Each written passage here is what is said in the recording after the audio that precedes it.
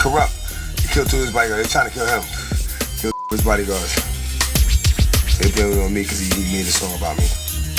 Even though nobody really heard the song. It is whack, you know, being that he made a song about me, I had to be the one doing it. I'm not fucking pissed off at a whack. D.M. Only X I know's exhibit or RBX. So was you and X issue actually over her? Totally.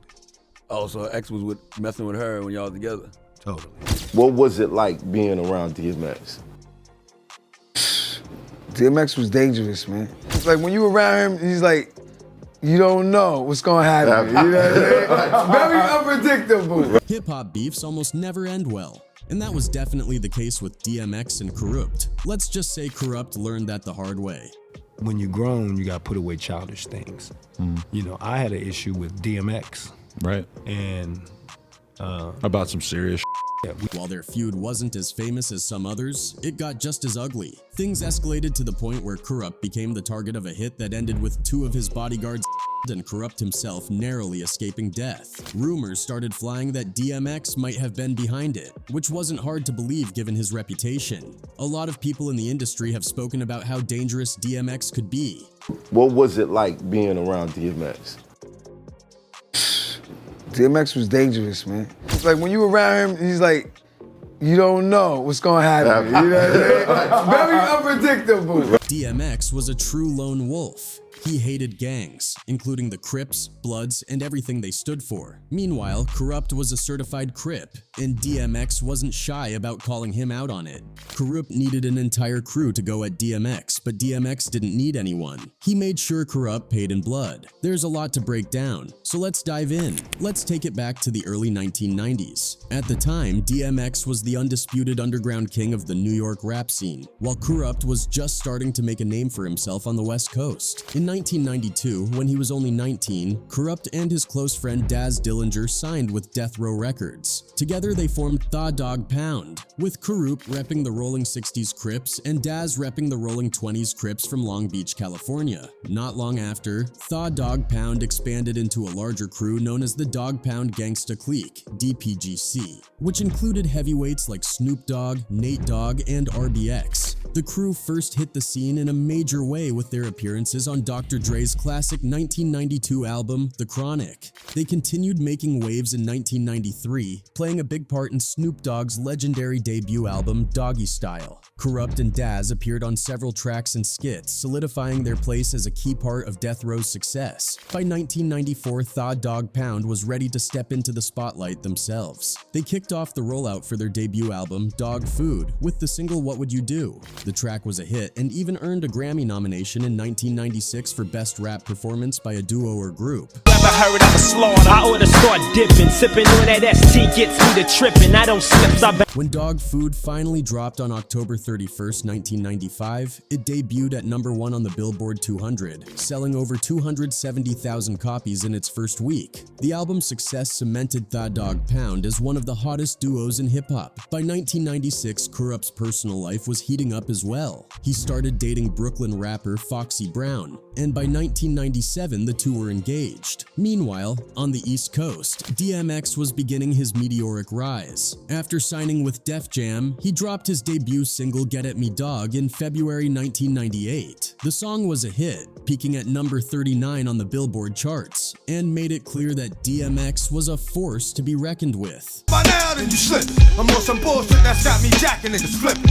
Let my man in them stay pretty. Later that year, DMX released his classic debut album, It's Dark and Hell is Hot, which took the rap game by storm and solidified his status as one of hip-hop's biggest stars. Things started to get messy in mid-1998 when rumors began circulating that DMX and Foxy Brown, Kurupt's fiancé at the time, were hooking up behind his back. According to Foxy Brown, Rough Riders member Eve was the one who spilled the tea to Kurupt, claiming that something was going on between Foxy and DMX. This caused a rift between Foxy and Eve, with Foxy insisting that nothing serious happened and that DMX just had a crush on her. Foxy accused Eve of blowing things out of proportion and stirring the pot. I don't like Eve. Like, I don't like her. It has nothing to do with music. It's something that she did that was very disrespectful. The timing of the rumors didn't help either. Both Foxy and DMX were signed to Def Jam and were on the Survival of the Illest tour together that summer. In December 1998, DMX dropped his second album, Flesh of My Flesh, Blood of My Blood, which quickly became a classic. One track in particular, Bring Your Whole Crew, sparked rumors of subliminal shots aimed at Kurupt. DMX's lyrics talked about being out for blood and mentioned the Crips being at war, an obvious jab since Kurupt was a known Crip.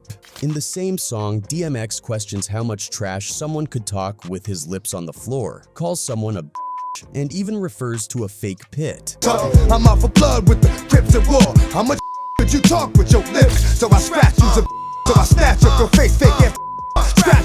Fans speculated this was a dig at Kurupt, tying it to the Dogg Pound and comparing Kurupt to a fake pit bull. DMX goes on to rap about wanting to choke and someone, with many interpreting it as a warning for Kurupt to back off before things got serious. I'm about to find out how much gut you got before I spill them. Somebody come and get this before I kill him. While none of this was confirmed as a direct diss, the timing made it hard not to connect the dots. By 1999, the tension between DMX and Kurupt started heating up for real, after Kurupt got word that DMX had been hanging out with his fiancée, Foxy Brown, behind his back. Things escalated quickly. On January 26, 1999, Foxy dropped her album China Doll, which included a track called Dog and a Fox featuring DMX. This collaboration not only confirmed that Foxy and DMX were spending time together, but also allegedly rubbed salt in Kurupt's wounds, because, according to him, the concept for the song was originally meant to be a duet between him and Foxy. If true, this would have been a serious betrayal, adding fuel to the fire. D.M. Only X I know's exhibit a RBX extra trying to snatch my you can have a bitch just to come. At the same time, Kurupt was working on his second album, Tha Streets Is a Mutha, and decided to address the situation head-on. He recorded a track called Calling Out Names, which served as a diss aimed at several people, including DMX, 50 Cent, and Ja Rule. The track leaked a few months before the album's official release and instantly stirred controversy. In the first verse, Kurupt takes aim at DMX, referring to him as Mother effing D, Mother effing M, and declares that the only X he acknowledges is Exhibit or RBX. He accuses DMX of trying to snag his B, Foxy Brown, but says DMX can keep her, calling both DMX and Foxy two beehies getting rich. Kurupt doesn't hold back, warning DMX that if he ever sets foot on the West Coast, he'll be stripped and beaten all over a female. Kurupt even brags that he's moved on with a new girl because his old one tweaked, another jab at Foxy and the drama surrounding her.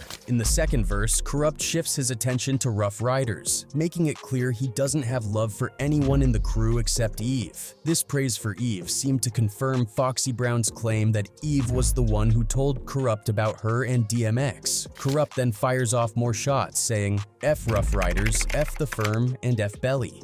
Calling out names. How the f Belly.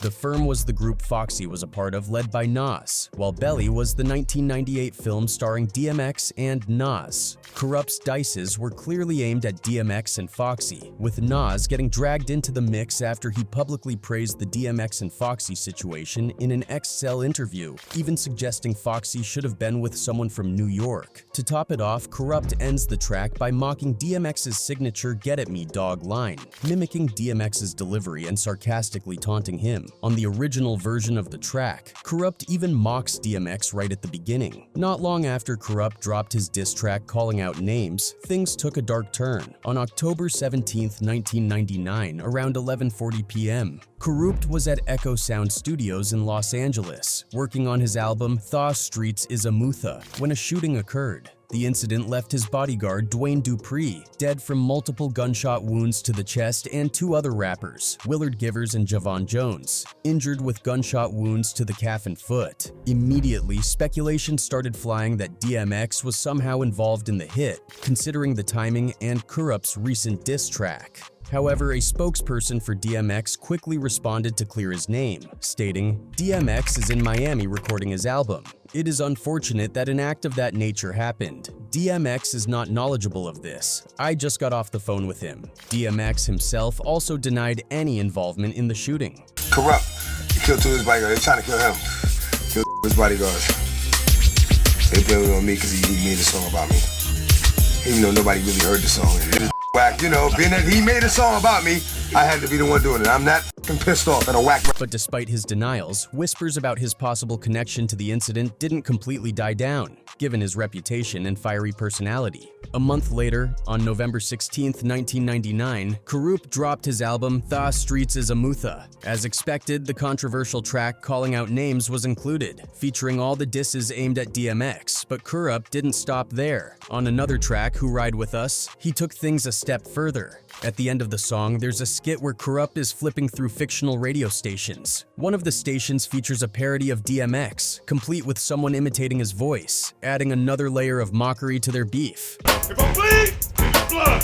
Who I am, is who I be till I die. That's my word. Not to be outdone, DMX fired back in a big way. On December 21st, 1999, he released his third album. And then there was X, which included one of his most iconic hits, Party Up, Up in Here. While many people know it as a club banger, the song is widely believed to be a diss aimed directly at Kurupt. From the opening lines, DMX makes his intentions clear. Y'all gon' make me lose my mind up in here, up in here. He's threatening all the cowards, and takes a swipe at Kurupt's crew, saying they could get done with dumb quick. Some fans believe this line eerily references the Echo Studios shooting, with DMX rapping about a gun clicking and fights breaking out over some Gonna be quick, I know you made up in the jail before.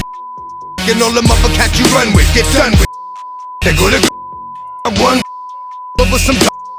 That's some. The second verse gets even more personal. DMX calls out rappers, saying they're nothing but characters and not even good actors, which many interpreted as a shot at Kurupt. He goes on to call someone whack twisted, and drags Kurupt's personal life into it, referring to Foxy Brown as a not even good actors. What's gonna be the outcome? Let's add up all the factors. You whack, you twisted, your girls are. DMX also vents his frustration over men fighting over women who don't belong to them, another direct jab at Kurupt and the Foxy Brown drama. In the third verse, DMX ramps up the aggression, saying he's going to shut someone up permanently. You keep running your mouth, you gon' blow your lung out. He even hints at making someone go missing, which only fueled the rumors that DMX had something to do with the Echo Studios attack. I'ma blow his lung out. Listen, your is about to be missing. You know who gon' find you? Some old man fishing. What made Party Up such a devastating response wasn't just the lyrics, it was the song's success. It became a global hit, blasting in clubs, on the radio, and in movies. For Kurupt, hearing DMX mock him on such a massive platform must have been humiliating. It was a strategic move by DMX, proving that sometimes winning a beef doesn't require more diss tracks, it just takes making a hit that dominates everywhere. Even though DMX denied having any involvement in the Echo Studios shooting, doubts lingered. His wild reputation made people question if he was capable of such a thing. After all, DMX was no stranger to controversy or bold moves. One story that stands out happened when he was just 15 years old. DMX pulled off a daring prison escape. That's right, at an age when most teens are worried about homework, DMX broke out of jail. DMX's brushes with the law started early, with his first stint in prison happening in 1986 when he was caught stealing a dog from a junkyard. At the time, he was just a teenager trying to survive the tough streets of Yonkers. That incident landed him in the juvenile unit of Woodfield Prison in Valhalla, New York, where he spent a few months. But his troubles didn't stop there. Later that same year, he was back in trouble. This time for a more serious crime that earned him 2 years at the Industry Institution, a juvenile facility in upstate New York. It was at this upstate facility where DMX met a fellow inmate named Bobby, a privileged kid from upstate New York whose background couldn't have been more different from DMX's rough upbringing. Despite their differences, the two became fast friends. Their bond didn't just stop at conversations about their lives, they started plotting a way to escape. The plan was simple but daring: slip out through a window in the recreation room and make a run for it through an unfenced part of the prison grounds. The facility's security was lax, partly because it was located in the middle of nowhere with no towns nearby. The staff likely figured no one would have the nerve to escape because survival outside the prison would be tough. But DMX and Bobby didn't care. They were desperate to get out. When the time came, they executed their plan and made their break for freedom. DMX managed to find his way back home after escaping, but his freedom didn't last long. When his mother found out what he had done, she wasn't about about to let him stay on the run. She insisted he turn himself in and finish his sentence, believing it was the right thing to do. Reluctantly, DMX followed her orders and ended up at the McCormick Juvenile Detention Center in Brooktondale, New York, where he finished serving his time. Unfortunately, this was far from the end of DMX's troubles with the law. By 1988, he was back in prison, this time for carjacking. His time behind bars during this stint wasn't smooth either. His aggressive behavior led to a transfer to a higher security facility after he tried to extort another inmate for drugs. It wasn't until the summer of 1988 that he was released, only to find himself caught in the same cycle of crime and incarceration. Over the course of his life, DMX would be in and out of prison a staggering 30 times. His chaotic childhood and the harsh environment of Yonkers shaped much of his future. Growing up in Yonkers wasn't easy,